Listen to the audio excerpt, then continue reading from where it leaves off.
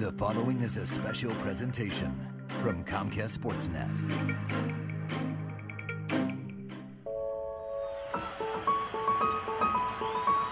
Allen for the record! A decade ago, the Sixers sang a song, and the entire town sang along. This crowd is AI rejoices here in this crucial game 2. A decade later, kids still feel the beat. Got it again! He's way too good!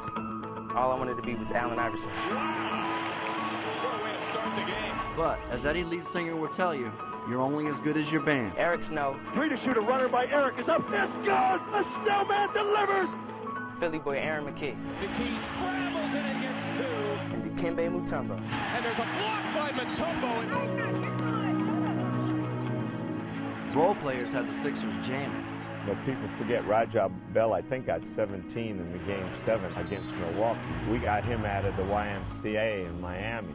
The Sixers were a team cracking with character. George Lynch is going to come into the game. That was run by a character, too. The excitement of the Sixers is what it's all about. But the most beautiful notes came from the two men who couldn't be more opposite. One, the old school coach Larry Brown. There were times I didn't understand him or where he was coming from. The other, the hip-hop superstar, Allen Iverson. What it is, what it be like. This is the story of the 2001 Sixers, a team that played beautiful music and almost answered its destiny.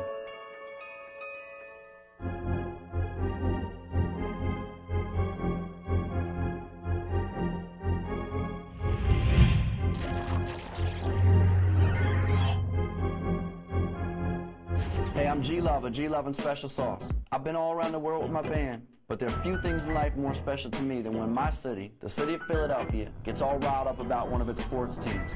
Few teams in the city's history had the town jamming like the 2001 Sixers. I was there to see it, and now I have the privilege of reliving it with you, right here. So sit back, relax, and check out our Comcast Sportsnet special, Almost Answered. Fans on their feet, applauding the 76ers this year. In the spring of 2000, and for a second straight season, Allen Iverson's playoff run ended at the hands of the Indiana Pacers. Yet, the team's general manager, Billy King, felt that with another year of seasoning, his team could rise to the top. Critics disagreed. Yeah, I remember people writing saying, the Sixers aren't going to be improved. They didn't do anything. Billy King must have been on vacation. Stephen A. Smith, I think, took me to task in a couple articles. When you have a superstar like Allen Iverson, you have to have another option. And so you get to a point where you're saying, wait a minute, Shaq and Kobe's in the Western Conference. What are you going to do? Because this ain't going to work. But I was just convinced that we needed just to see if that group together could let's let this group just play.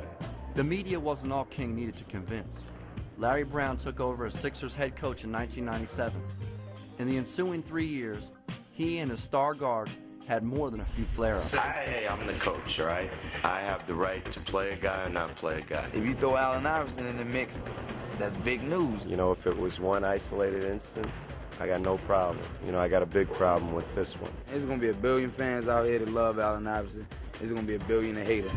By the summer of 2000, Brown had just about had enough of his temperamental superstar.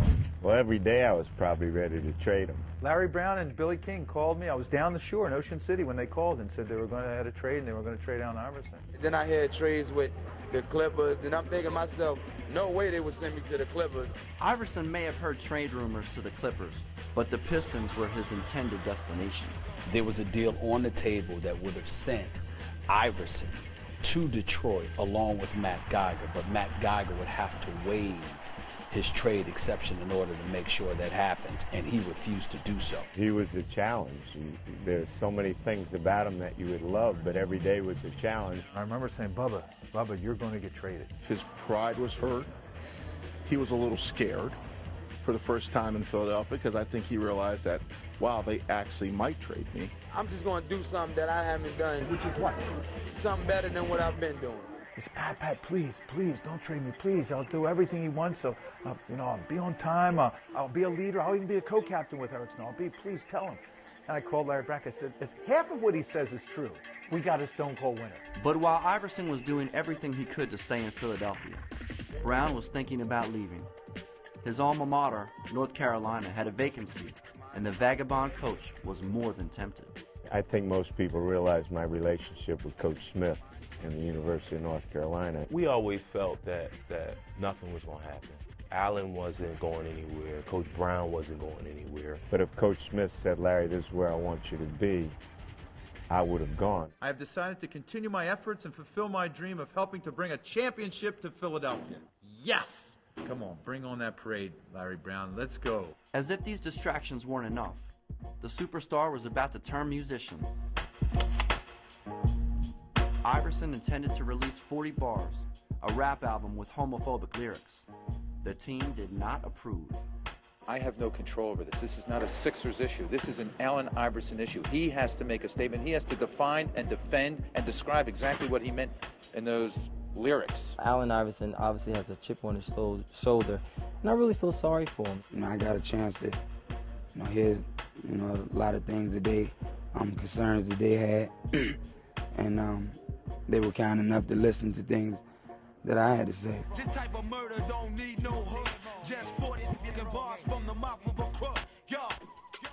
Iverson eventually apologized for the lyrics, but when it came down to doing his real job, the brash superstar remained as feisty as ever at training camp.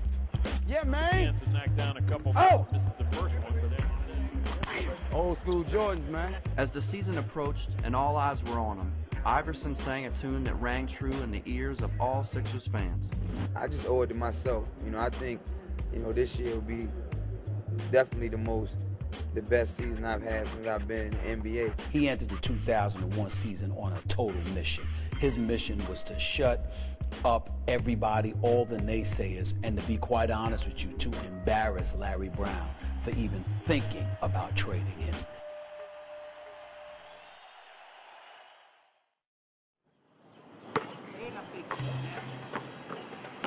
If I'm a betting man, I'm betting that it will work out. And work out it did. Allen for two.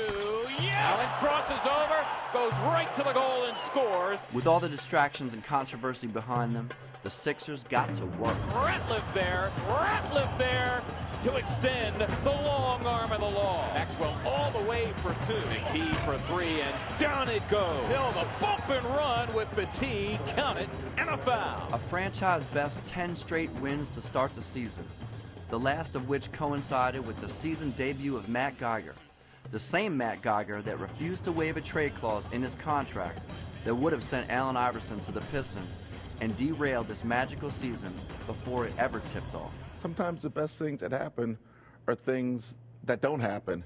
And that's certainly, hey, if Matt Geiger was actually the reason Allen Iverson didn't get traded that year, he probably earned all that, that ridiculous salary he got.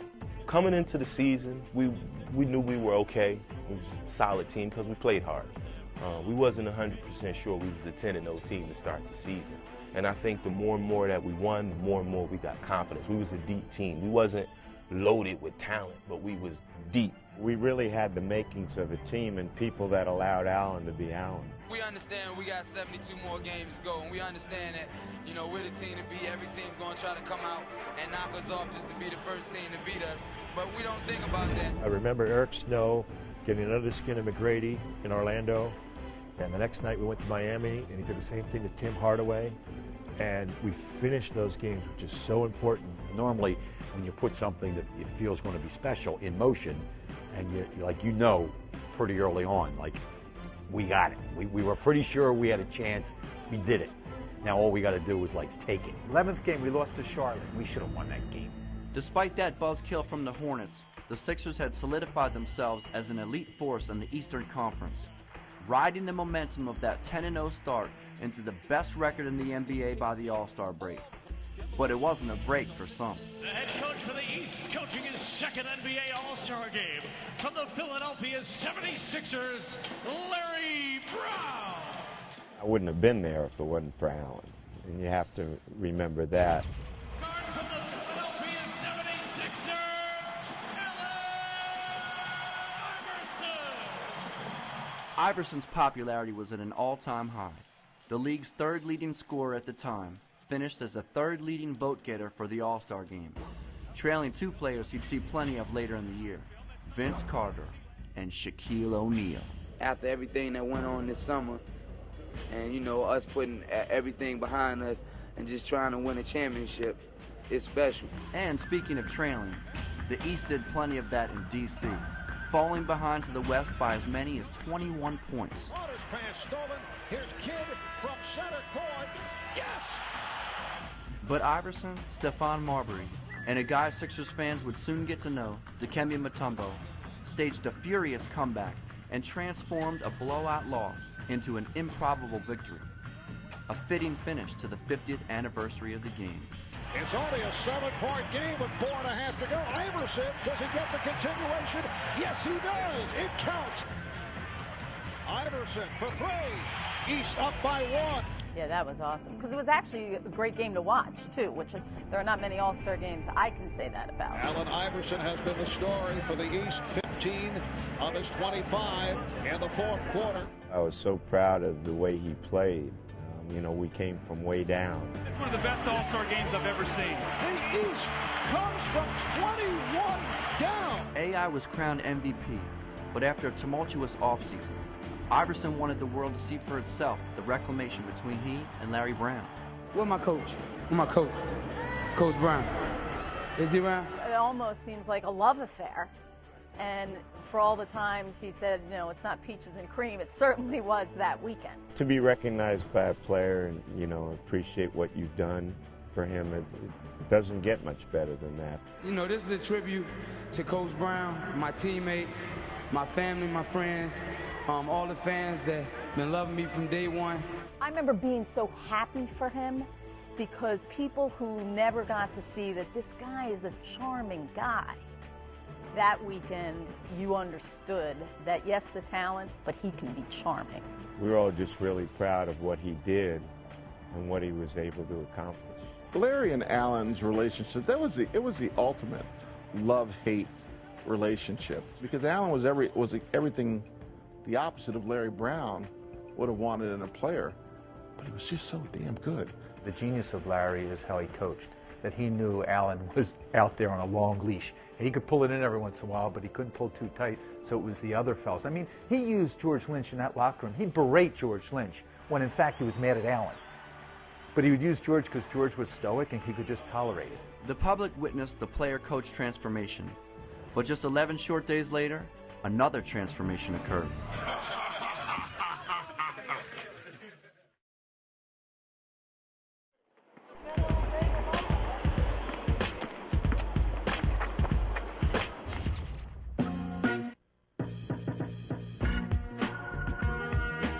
You know what? I had a bet with my cousin how many times he's gonna hit the floor tonight. That was only one. That's the first time. That's it. I got 3. I got 3. Help me win the bet. Fourth quarter is underway, and the West up by 19 points. I went to the sideline and told the guys that were coming in the game with me, I said, you know, why not us? As Allen Iverson answered the question of why not us in the All-Star game, his coach and organization had another question to ponder. Ratliff there to secure 2. Theo Ratliff was having a breakout season. Named to the All-Star team for the first time, Ratliff was a dominating defensive presence and a big reason for the team's 41-14 start. But that all changed in early February 2001. Ratliff, who's got a bad right wrist, gets up looking at it. Ratliff suffered a serious injury. His ability to return it all in 2001 was now a serious question. So while Larry Brown coached the East in the All-Star game, he also did some recruiting for his team in Philadelphia. 7-time All-Star, Dikembe Mutombo. Coach Brown looked at me on the bench and said, I don't know what you're doing in the South. You might come with me because I need a big man like you who can do what you're doing today.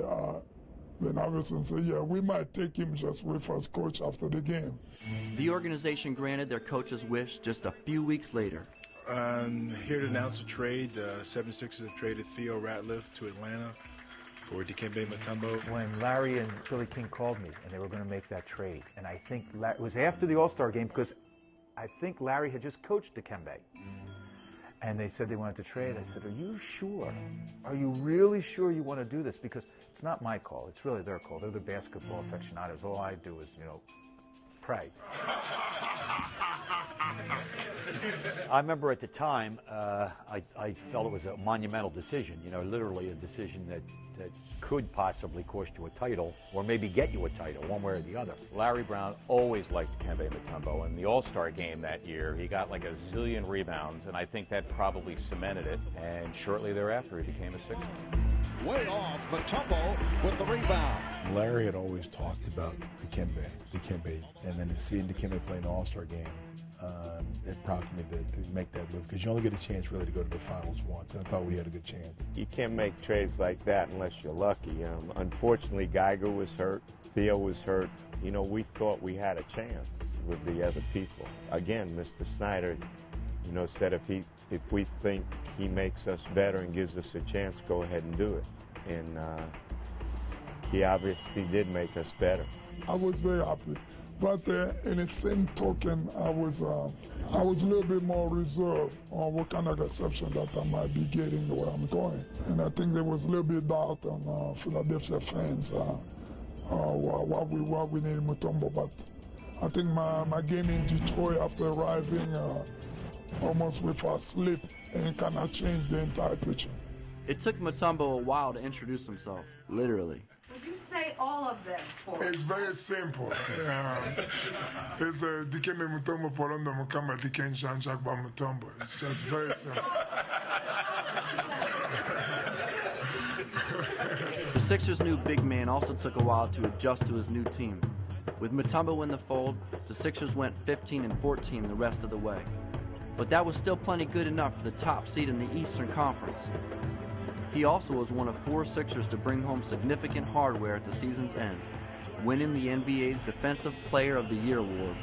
But he wasn't alone. Allen gets it up, McKee for 3, yes! Got it! McKee for 3, yes! Big hoop by Aaron McKee, another 3, yes! The pride of Simon Gratz High School and Temple University, Aaron McKee, won the NBA's 6th Man of the Year. Everybody played a big part in this, and this definitely, you know, helps validate my career. Life isn't that fake after all. You know, they gave it to the guy that really deserved it. It gives me a pleasure and privilege to introduce to you the NBA's Coach of the Year, Larry Brown. I've always talked about playing the right way, and this team does that. I think anytime you win an award like this, it's a reflection of what your team does.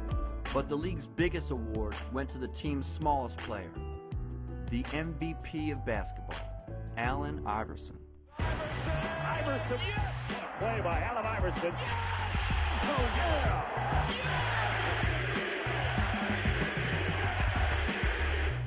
This is what I need to be in the weight room for. We went through hell this summer. I mean, we went through a lot this summer. And it showed a lot about Coach Brown and myself to just, you know, for one time, you know, in my career, you know, I just sat back and tried to listen and understand somebody else. You know, sitting out there and listening to what he said, and then spending the 4 years I've spent with him, I think the students taught the teacher a lot about life. A magical end to a season that started as anything but. However, the magic wouldn't last long as the team's playoff nemesis, the Pacers, awaited. They swept us one year, we lost to them in the second round one year, and we felt like those were the guys we had to beat in order to really make our move. And we had those guys in the first round, and they come here and they beat us in the first game, and we're like, oh, here we go again. I hated him. I hated Reggie Miller. Gives the Pacers the lead with 2.9 remaining. Oh, you couldn't talk to me for 48 hours. I mean, no one. You know, I'm usually a jovial, really positive person. I wanted to kill anything and everyone. I was so upset that Reggie Miller put that three-pointer in from the corner. I was so mad. I remember I'm walking the dog down the street and someone said, "Yo, Pat, what happened?" Oh, I berated the guy. I don't even know who it was. And I remember going into the conference room back in the office and just sitting there thinking, the number 1 seed, we're going to get beat. And I said, we're going to get beat in the first round after having the best record. But those fears were unfounded this time. And finally, finally revenge against the Pacers, who eliminated the Sixers in the second round in each of the last 2 seasons. Now, this was their time to step up, and I think they had a target on Indiana. Indiana had slipped a little, so they knew that. I think they knew that they were just better than the Pacers, but now it was time for them to evolve into that role. We were able to overcome those guys, and you know, each game that we played, it went to, you know, the final game. And you got to have something in your belly, some type of fire in your belly, to be able to play in Game 5 or Game 7 and be able to come out there and focus and get it done. The Sixers would then test their mettle in the most trying of circumstances. 2 straight Game 7s that kept everyone on the edge of their seats.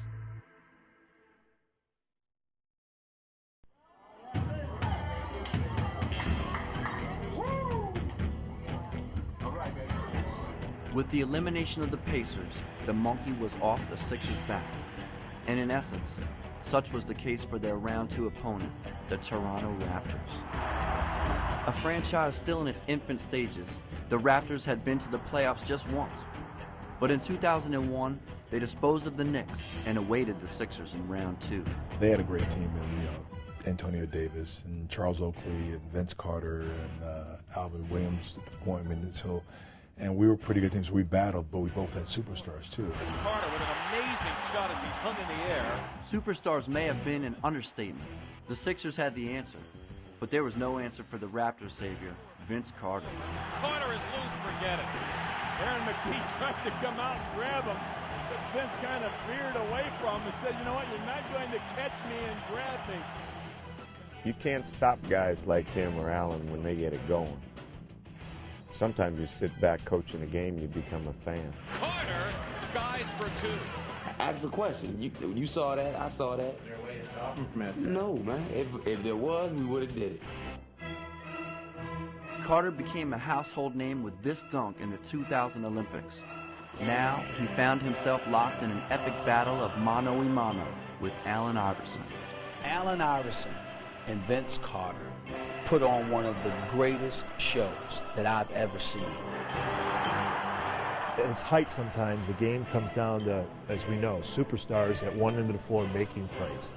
And those guys didn't miss many. Those guys was getting it done. I mean, on the grandest of stages. I mean, it wasn't the finals, but everybody was watching. I'm not sure I realize you're watching something you're not going to see again. You know, I mean, because you became accustomed to Allen rising to that kind of challenge. Iverson blocked the shot. Oh my! Billy King looked at me and said, in a loss, he was smiling.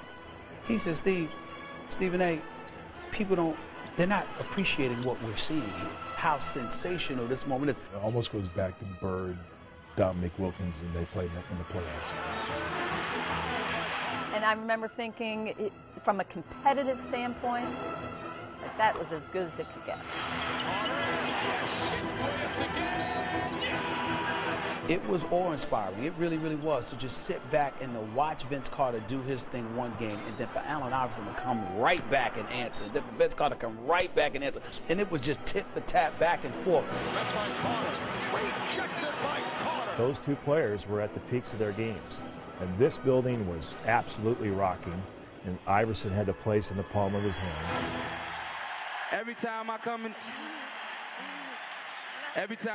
in this gym, in this arena, I hear my favorite song. You know, y'all voices. So it's time for y'all to play that song. Let's make this noise and get this party jumping. Iverson certainly got the party jumping in Game 5. After receiving his MVP trophy, Allen went off for 52 in a 33-point blowout. Iverson for 2, and he got it again. Iverson, yes! Allen drains another 3. He's been the magic man. Allen for the record, yes! 3 times AI and Vinsanity eclipsed the 50-point mark. But through the first 6 games, nothing was decided. Open Carter for 3. Wrap it up. There'll be a Game 7 in Philly on Sunday. 1 game for a spot in the Eastern Conference Finals. But Carter, amidst massive criticism, opted to attend his college graduation the same day his Raptors were to face the Sixers in that deciding Game 7. I knew it made Coach Smith proud. I don't want to say that I vilified him because I did not. Was I critical to some degree? Sure. Your graduation is important, but to me, the graduation is not nearly as important as all the work that you put in for it. Getting your degree is important. Marching across stage, I don't know if that's more important than a Game 7. A day filled with drama ended with even more. And as fate would have it, the final shot was drawn up for you-know-who. I know coming out of the timeout, we was walking on the court. Ty said to me, Blue, we're going to switch it. Let's switch it. I said, no, Ty, I'm going to get through the screen. You stay on yours. No, let's switch it. Let's switch it. You know, we try to play straight up because they had a lot of kids that could shoot the ball, and he's very unselfish. Here we go. Antonio Davis will screen. Curry will play in. Curry looking for Carter. Carter runs to the near side. They had the ball, and Vince takes that shot. Everybody was like, what? And he was wide open. He stops, he shoots, his shot is up. Once he got the ball, everything just stopped. Everything just started going in slow motion. Man, that was torturous. Looked pretty good from where I was sitting. It's off the rim, and the Sixers advance to the Eastern Conference Finals. I hope someone put a Mickey in his drink because that shot at the end was fabulous. Fabulous. With the Raptors extinct, it was now deer hunting season. Standing between the Sixers and the NBA Finals, the Milwaukee Bucks and their big three of Ray Allen, Sam Cassell, and Glenn Big Dog Robinson. Robinson for Allen, who slams for two.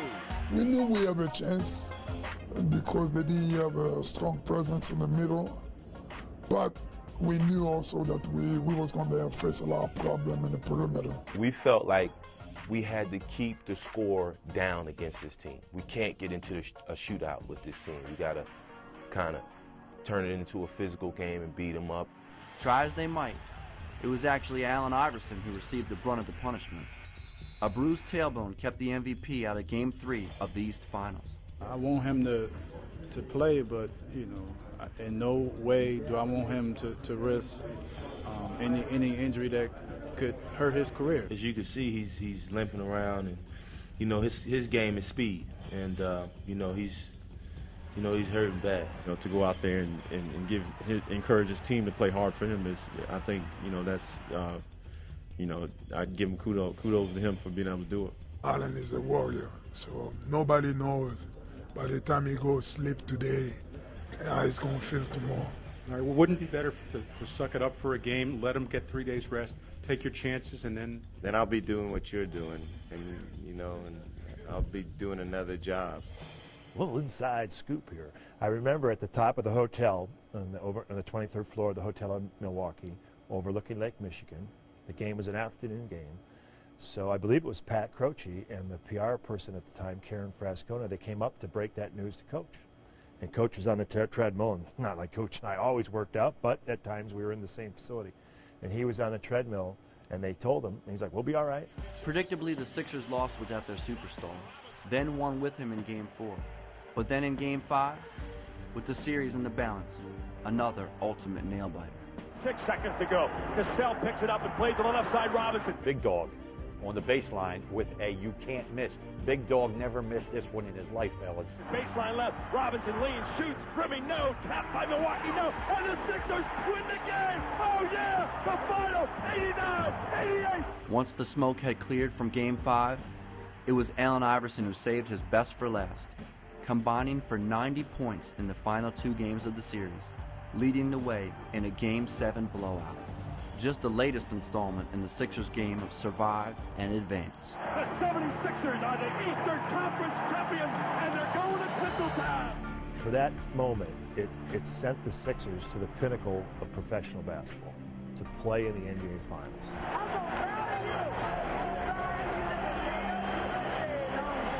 It was wonderful, because then we could rush the court. We got to hold some bling up, got to hold a trophy. Eastern Conference Championship trophy was fabulous.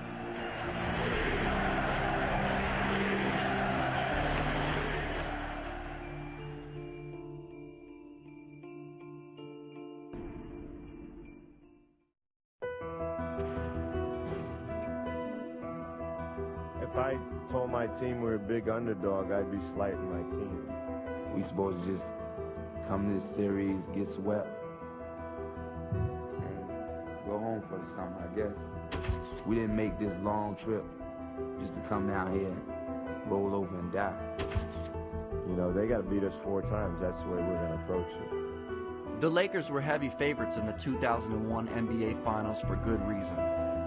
Between the end of the regular season and the playoffs, Shaq, Kobe, and company entered the finals armed with a 19-game winning streak. By the time Game 1 arrived, it had been 68 days since LA's last loss. The Lakers had swept through the Western Conference, just destroyed everybody. No, they were lounging, relaxing, waiting for the Sixers. Kept going through 7-game series, 7 games against Toronto, 7 games against Milwaukee. Lakers had a lot of rest. Sitting out there chilling in the California sun, waiting for the Sixers to come get beat down. That was the beauty of it. Not only were Philadelphia fans supportive of our team, I think we had the whole world supportive because of Allen, because of that David image against Goliath, Shaq and Kobe. You know, nobody really gave us a chance. Just like all year, we had to deal with that. You know, they're a good team, but, you know what I mean? So we don't worry about what critics think. The only thing we worried about was what the people thought in that locker room. I knew we would be competitive because we had guys that would compete against Kobe at a high level. We had Dikembe, who at least, you know, physically could play Shaq. The beginning of Game 1 didn't go according to Larry Brown's script. The Lakers sprinted out to an 18-5 lead. The alley-oop to Shaq, and the Diesel with a 2-hand slam. But the Sixers fought back with a 17-5 run of their own. Then Allen Iverson kicked it into overdrive, scoring 15 points in the final 4 minutes, 15 seconds of the second quarter. He ended the first half with 30.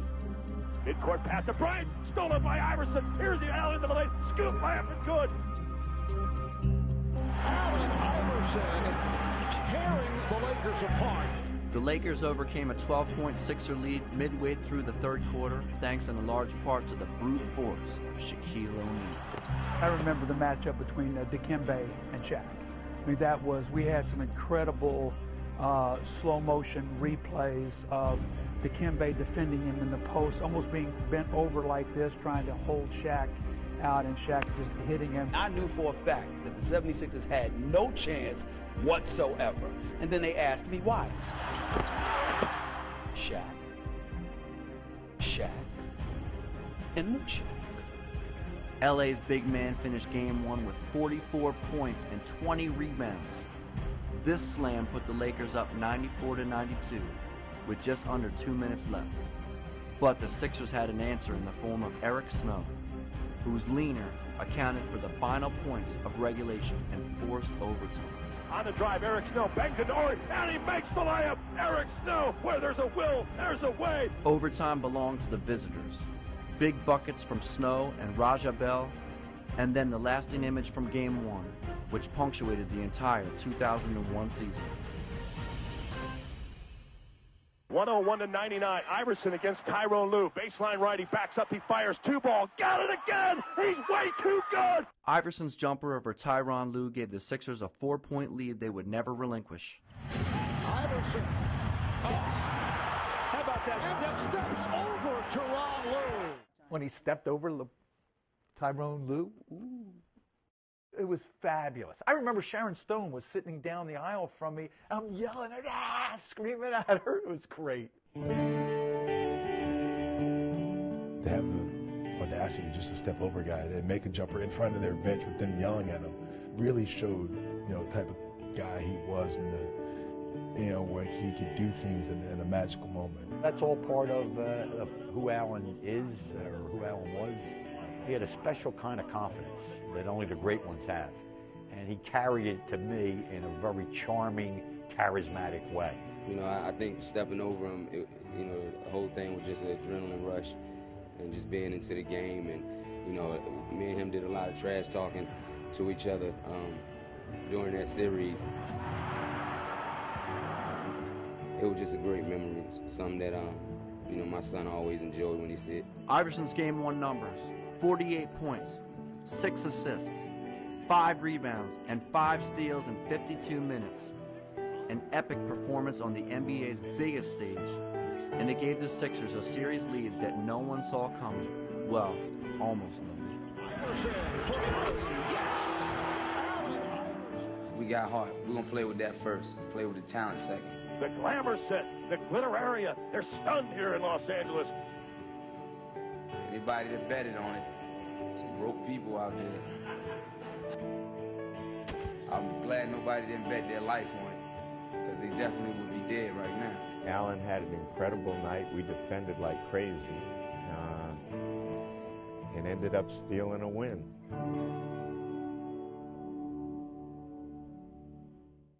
Game 2 was also there for the taking. This Dikembe Mutombo bucket pulled the Sixers within 3 with just under 2.5 minutes left. But on this night, the game's biggest shot came courtesy of Derek Fisher. As we approach 2 minutes remaining in the fourth, Fisher for 3. LA's 9-point win evened the series. But as the scene shifted to Philadelphia, it was obvious that the Lakers had a battle on their hands, a fact that Allen Iverson and Kobe Bryant discussed in the waning seconds of Game 2. Look at Iverson and Kobe talking to each other right now. We felt like we did our job. We got one out here. Now we got to go home and take care of our home court. With the NBA Finals coming to town for the first time in nearly 2 decades, Pat Croce scaled great heights to whip Philadelphia into a frenzy.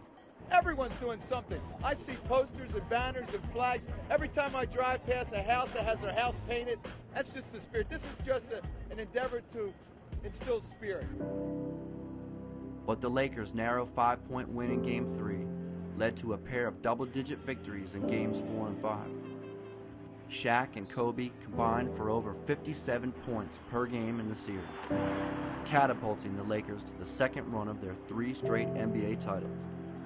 What a moment for the city of Los Angeles and for these Los Angeles Lakers. Come in here and win 3 straight games on the road.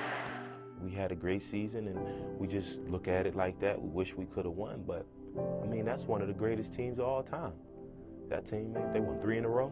Had we been healthy, I think that series would have been a little bit more competitive, even though every game was competitive. Eric Snow was playing. He was still hurt. He was going to need surgery when the season's over. George Lynch was coming off an injury. I think Aaron McKee had the bad shoulder. Allen was hurt.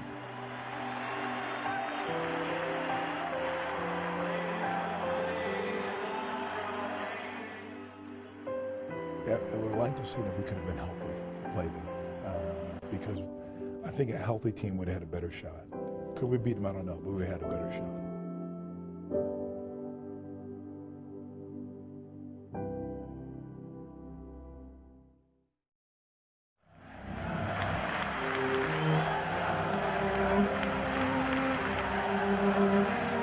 As the season came to a close, it was only fitting that the fans of Philadelphia serenaded the most popular Sixers team in club history.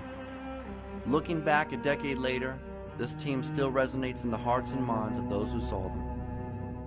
This city they're sports junkies, and they could identify with the kind of team that we had. This is a blue-collar city. We were a blue-collar team. Money by Aaron McKee. I remember other coaches and other people around basketball in the NBA saying the greatest trait that this Sixers team has is their ability to work hard. You look at that roster, we weren't the most talented bunch in the league that year. We didn't have a bunch of great scorers, and, you know, we just fed off me as far as scoring, and then everybody else just played their role and did whatever they had to do for us to win basketball games. We gave everything we had. I don't think any team brought this city together as a whole and crossed every, you know, ethnic, socioeconomic, everything that there was in Philadelphia. This team crossed them all and brought this city together in a way that I you know, in the time I've been here, I've never seen a city, you know, any particular team do that.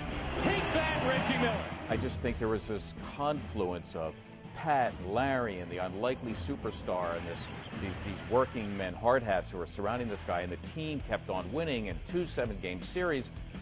No wonder people were nuts that year. Absolutely. It was that kind of wildness. And then by the time the finals came, it seemed like every other car on the road had a Sixers flag. Ah, those flags, flying proudly on cars across the Delaware Valley. The flags were a symbol of the kind of excitement this team generated. Led by an owner willing to climb a bridge to show his love, followed by a fan base that erupted after the team reached its first finals in 18 years. But at its core, all of it was about one man, the MVP, Allen Iverson. Iverson again, got it! Allen is the biggest reason.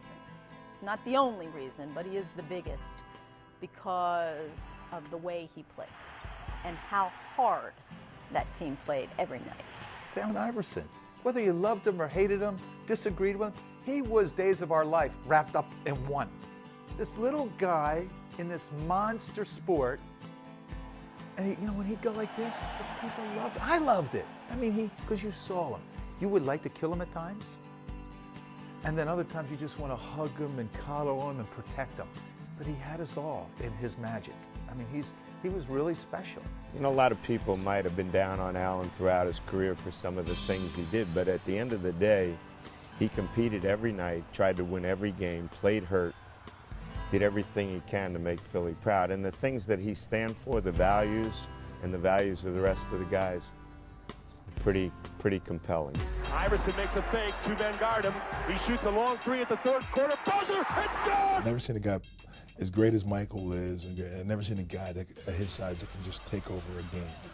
And he would take so many hits. And just, I think if any athlete really epitomized Philadelphia, probably in my lifetime, I would say it's Allen. Iverson never went back to the finals. He made headlines instead, not for his on-court play, but for perhaps the most infamous press conference in the city's history. I'm supposed to be the franchise player, and we're in here talking about practice. I mean, listen, we're talking about practice. Not a game, not a game, not a game. We're talking about practice. So looking back now, what is the legacy of Allen Iverson? He's way too good! In a lot of places, he's untouchable. There are people will never convince that Allen Iverson wasn't the greatest basketball player. Somebody that, gave the fans what they wanted. Somebody that just played the game like it was his last. And, played hard every night and just tried to get them their money's worth. The only reason they didn't win a title, that he didn't win this title, is because the Sixers only surrounded him with bums. Allen Iverson is a guy that should have a couple of rings by now. There are other people who will hate Allen Iverson and go to the other extreme because of things that have nothing to do with basketball. Just for 1 minute, stick your foot in my shoes and try to deal with what I go through in my life. He had God-given extreme quickness and skill, and he could shoot and move. A warrior in every sense of the word. He's one of the great scorers that the league ever saw. Do you love this game? He gave you 110%. Arguably the greatest little man. I love him. I know he's got a heart, soul in there as big as a basketball. The guy with the biggest heart when he stepped in between those lines. Whenever I think of Allen, I'm a little mad at Allen. I'm a little angry at him because I don't think I saw the best of Allen Iverson because he didn't put in the work. We're talking about practice. Somebody who never really scratched the surface of his potential. We ain't talking about the game. Allen still might have been in the league if he did something to enhance his skills that God gave him. That was my only disappointment in Bubba Chuck. If you practiced, not you would be better, but your teammates would be better. How the hell can I make my teammates better by practicing? He never, ever worked on his game. Ever. Ever. Practice? I played in this league for 18 years. There's no 2, 3, 4 guys I can put them in the same category as Allen Iverson. A decade later, Iverson remains as polarizing as ever. But the team he led and the run they enjoyed won't ever be forgotten by the sports fans of Philadelphia. I look at Philadelphia City where people will always say things about the city, but until you know the city and have a love for the city, and that's one thing Allen, until you really know Allen, you can see all the things, read about it, but until you know him, that's like Philadelphia. Until you really know Philly from the fabric, you don't really appreciate it. This is my life in a nutshell. Y'all go home and have y'all lovely life, man. Live it up to the fullest. Every time I come in this gym, in this arena, I hear my favorite song. You know, y'all voices. So it's time for y'all to play that song. Let's make this noise and get this party jumping. Party jump, jump, jump.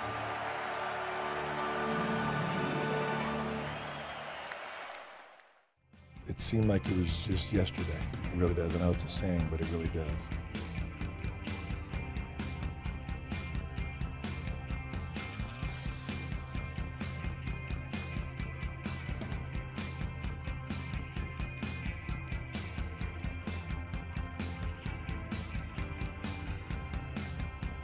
And the Sixers out on the floor with the fireworks, the confetti, and the screamers coming down from up high here in the First Union Center.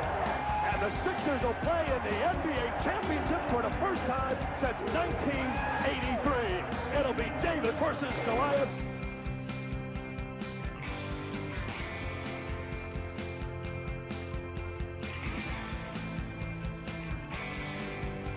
The city can identify with, our team.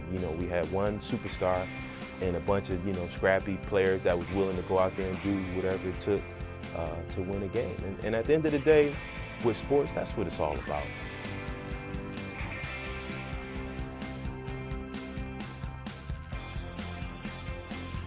Yeah, I like him as a coach, man. He the best coach in the world. I've told y'all a million times, he the best. I told y'all, I said that. I can't say it enough. He the best in the world. I ain't never met a coach better than Larry Brown. He won the game! He won the game! Iverson behind his back, yes!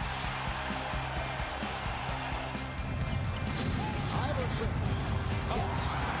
How about that? And steps over Teron Lue. 7 straight points by Iverson. Looked like he was dead in the water. If you're going to get rid of Allen Iverson, then get rid of Allen Iverson. Just get rid of him. I mean, I don't think nobody in the world play harder than me.